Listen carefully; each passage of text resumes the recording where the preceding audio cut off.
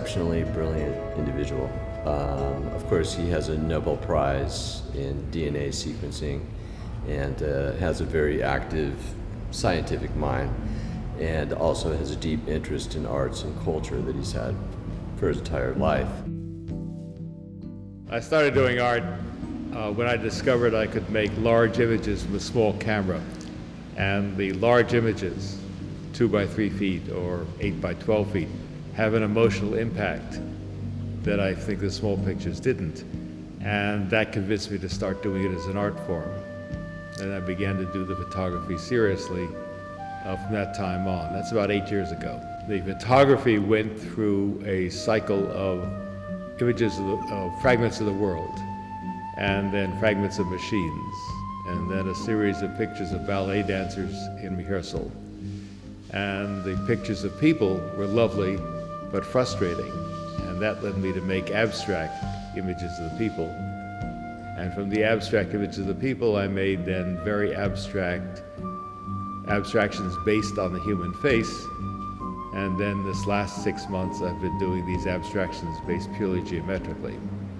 As a scientist, one does something new constrained by a social element. People will be able to agree on the nature of your experiments, and constrained by trying to say something true about an external world. As an artist, one is trying to make something new that will have an emotional impact on people.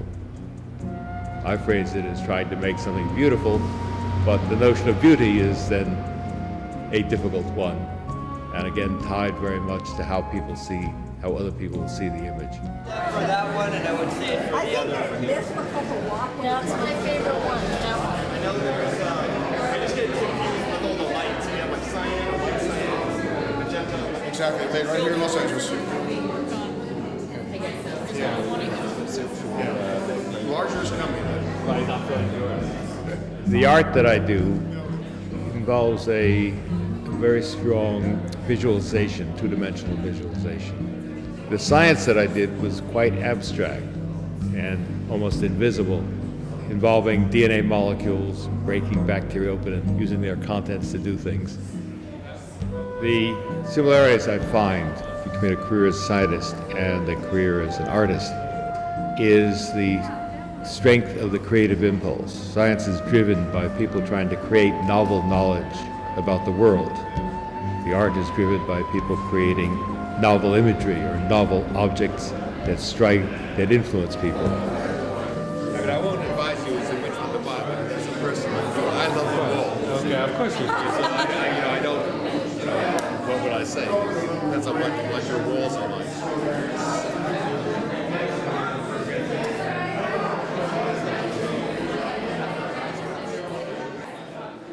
A couple of questions, in fact, came up just before.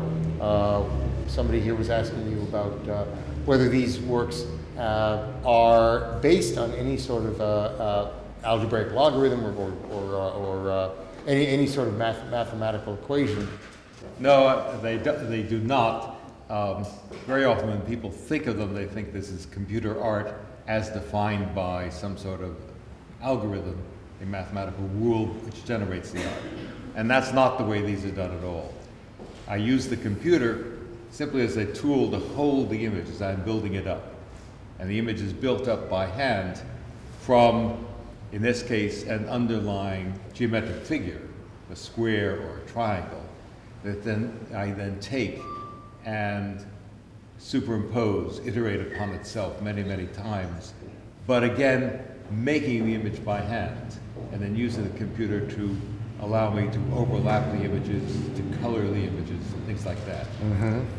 But it's very much an effort of hand and eye as opposed to an abstract mathematical formula. Mm-hmm. There is a great deal of animation in any one of these images, and placed one next to another. There is a sense of one image transforming into the next, either through a shift of color, shift of form, or both, which is why I brought up the idea of sequence. And one sequence then opens up into the next sequence.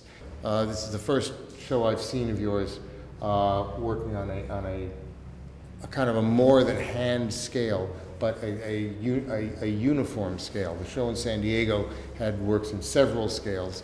The show in Bergamot Station last year was all small scale, all page scale. Our conventional sense of the size of images is something that comes subtly into play here.